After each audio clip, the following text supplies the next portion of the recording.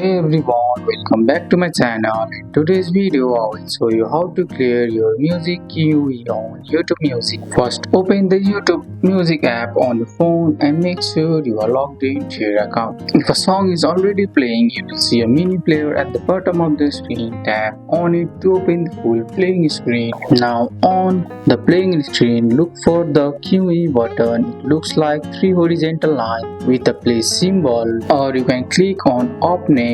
You will see your entire list of songs lined up to play next. This is your QE. Now to clear the QE, you have two options. One is to remove song one by one. Swipe left on any song you don't want to, tap remove. But if you want to completely clear it, the easiest way is to simply start a new song album or playlist. When you do that, YouTube Music automatically replaces your old QE with the new one. And the trick is to tap the three dot menu on a song inside the QE and choose options like play next or play last. This lets you quickly reorganize or replace songs, which also helps reset the QE to what you actually want. And that's it. Now you know how to clear or reset your music QE on YouTube Music. That's all for today's video, guys. I hope you guys like this video. If you found this video helpful, drop a like, subscribe for more videos. Thanks for watching. See you in the next one.